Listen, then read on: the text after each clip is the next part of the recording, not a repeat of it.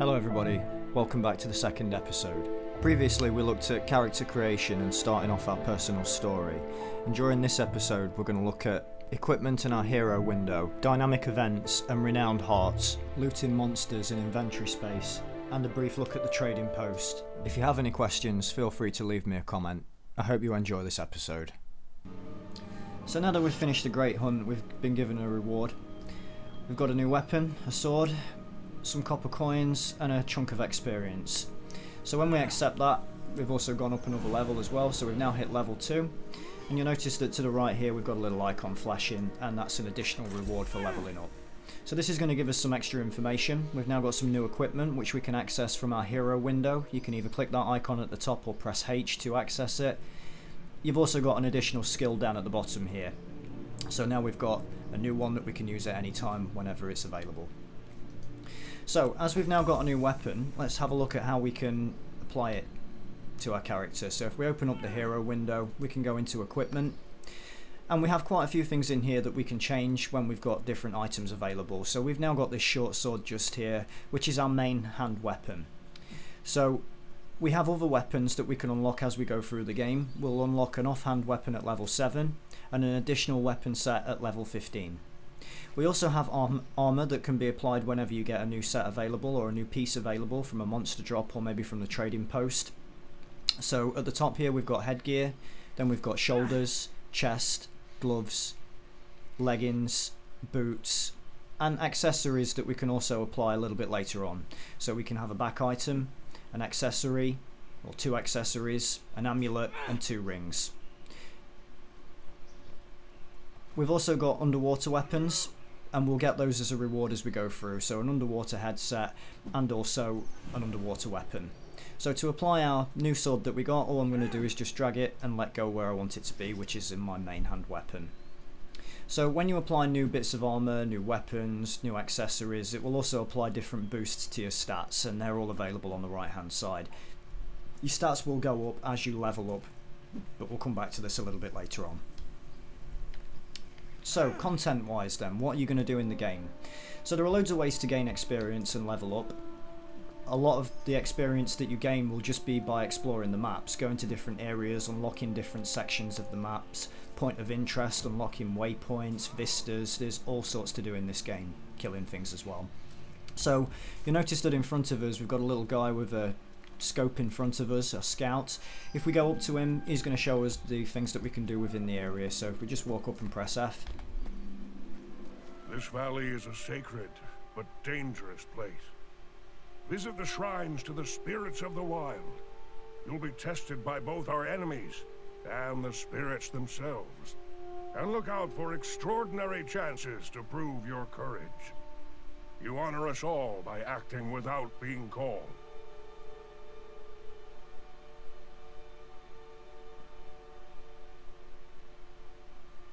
There's much ground for you to cover, but you can speed your travels by finding the Asuran waypoints. You may have to pay a small fee to return to them faster than the Ravenflies. Okay, so we'll just go back to the map again for a second. So the hearts that you see are Guild Wars 2's equivalent of quests. You don't get any quests within this game, but if you walk up to a heart, you will find that there are tasks that you can complete to gain experience and also to unlock a new vendor once you've finished the heart. You'll get a reward and also things that you can buy from that person. We also have waypoints that will allow you to fast travel from one location to another. So this is a waypoint just here, and you can tell that it's active because it's sort of greeny blue in the middle. Unactive waypoints are grey in the centre, but as soon as you get close enough to one, it will unlock. The other thing that you can also see on this map is that we have the little squares which are undiscovered points of interest, and if you go up to a point of interest you'll get a little bit of experience for that. There are vistas in certain areas of the maps, but we don't have any in this particular area. So what we're going to do to end this video, I'm just going to show you how you can complete a heart, and then on the next video we're going to go on to look at different ways of speeding your leveling process up and ultimately getting towards level 10 so that we can start the rest of our personal story. But the personal story is unlocked in chunks of 10, so every time you go up 10 levels you'll be able to access a new part of it, which will ultimately take you up to level 80, and it will also take you across the map as well, because as you can see from this, the map is very large.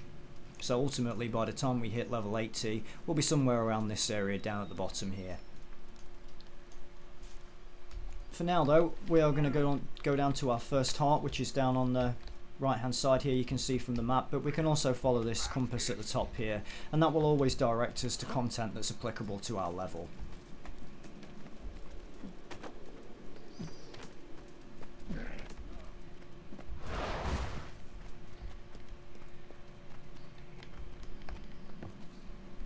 So you can kill pretty much everything. Anything that's either got red text or gold text you can attack, and you will get experience for killing it. Anything that's in gold, that means that it won't attack you unless you attack it, but you tend to find that you get more experience from killing those types of mobs. So we're now within range of our first heart, and there's actually a dynamic event happening here, because as well as, you know, the renowned hearts that you've got available, you can also complete these events, complete the events whenever they pop up. So this first one that we have available is to answer the riddles posed by the Raven statues, and I will just say that all of the hearts within this area and also the events are extremely easy to complete. It's really just for you to get used to playing the game. So this one's quite unique. A load of questions, and well, questions from each Raven, and then multiple choice answers here. So I've got, I move without legs, I push without arms, I speak without words, I howl without a mouth, what am I? The wind, a war cry, or music? Let's go for wind. And we got that right. So as you can see, that's gathers a bit towards the heart, and it's also helping to complete this dynamic event.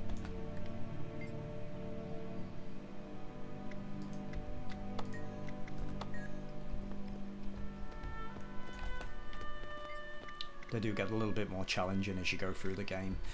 This is the only one that I've come across where it's question and answers. The rest of them usually require you to either kill something or go and fetch something.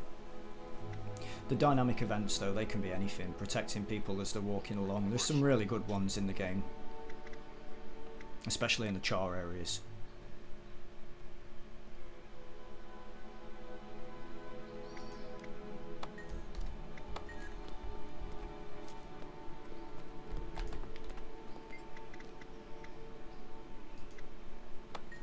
Okay, so we've completed the event. We've got a silver reward for our contribution, which has given us some experience, some karma, which is another currency that you can spend with the renowned heart vendors, and some copper coins.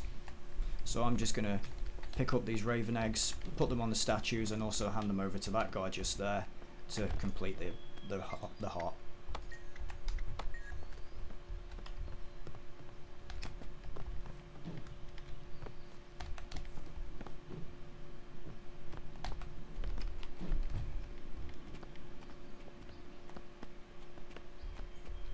In the lower level areas, completing these hearts does give you a lot of XP. Probably is the fastest way to level, just whilst you're getting used to it.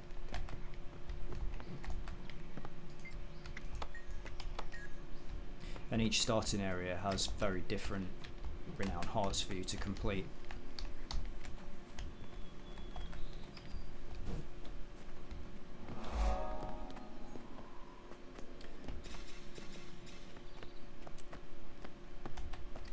Raven knows, but does not always reveal.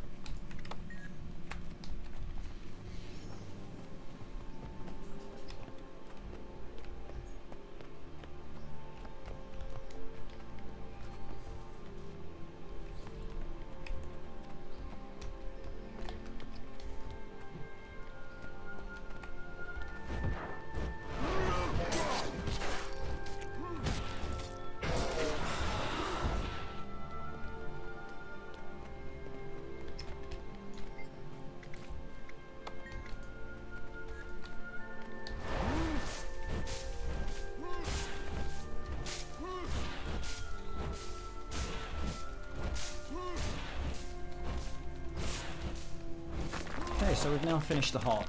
You see that we've got a good sizable chunk of experience for doing that, and also we've got a reward for completing the heart itself. So we've got a few copper coins, some karma, and also access to another merchant. There are loads of merchants all over the world, and it's worth visiting them because some of them have some really unique and interesting items that you can get off them. So if we want to have a look at this karma merchant, it's got a totem for us to use. So we could buy one of these and put it into our accessory slot. So I'll buy one of those and we will add it into our accessories. Just gives us a little bit of a boost to our condition damage. Most accessories, in fact all accessories and items that you apply to your character can have upgrades. So upgrades you can collect through various different means, which we'll look at as we go through the series.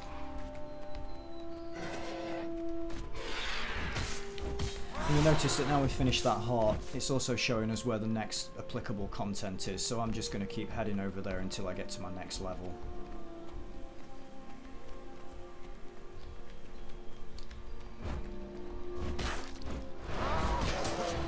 So if we were using an experience booster, killing these monsters as we come across them would give us a lot more experience than what we're getting. You know, the food buffs give you an additional 10% monster kill. You can also at the same time have like a utility, like a sharpening stone or maintenance oil or a tuning crystal, and that can work in conjunction with your food booster,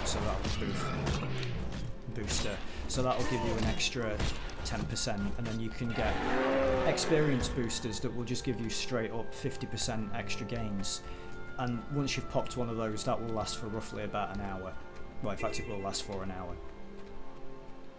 So with all of those 3 items running, that can give you an extra 70% experience from each kill, so it is worth applying those. If you've bought the Heroic Edition, you will get 10 experience boosters free of charge, and you'll get that in an in-game mail. You can buy them from the trading post using gems. Once you've collected enough coins, you can also convert gems to gold, or gold to gems.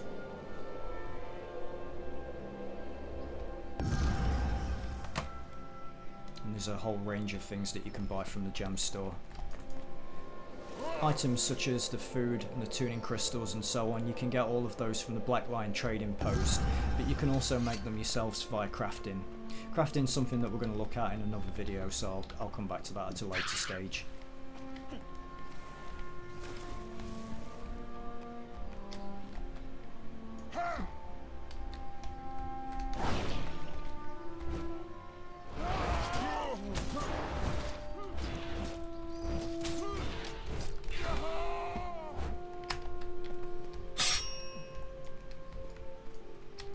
So wherever there's a renowned heart, there's usually a few things that you can do to fill up the bar that you've got at the top right hand side, and actually whilst doing this heart you'll notice that a dynamic event has just spawned. So we'll get an extra chunk of experience for completing this event, plus it will help towards the heart itself. So I'm just going to kill all of these Sons of Svanir as I'm going through. And we're also going up a level as well. So as a reward we've got an additional bag and more information about it. So this is pointing us towards our inventory where weapons and armour are kept, or in fact anything that you pick up from a monster.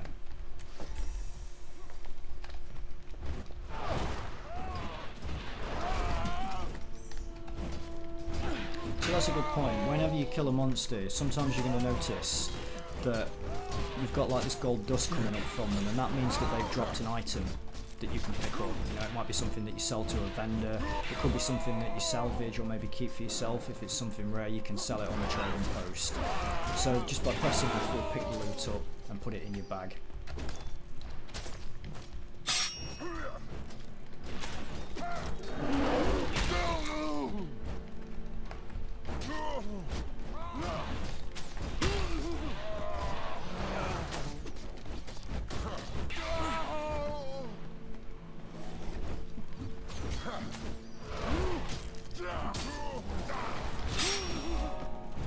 We've completed the heart, which means we've got another vendor that we can visit. I'm going to finish this event. You can see that our XP is going up quite quickly just from completing this event, and also the heart itself. But we can't do any more on the personal story until we reach level 10.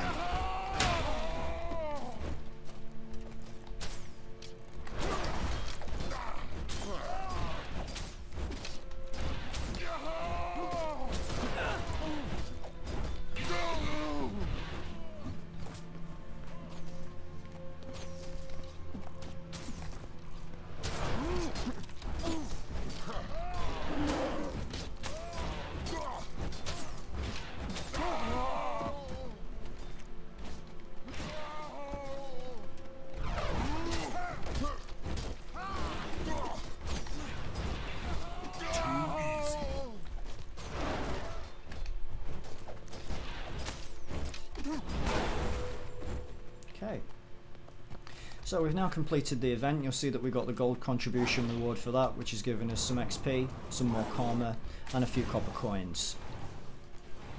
So let's head over to the heart vendor. But first of all, have a look at the reward, more copper and more karma. See what this guy's got for sale for us. Your valor honors Bear. Okay, so we've got a bear totem, which is going to give us a boost to our precision, which is an additional accessory. And as we've got 2 accessory slots, I'm going to buy one of those and we'll add it in. Okay, so our inventory then is going to store everything that we pick up from monsters. So everything that you have in here, most of it can be sold.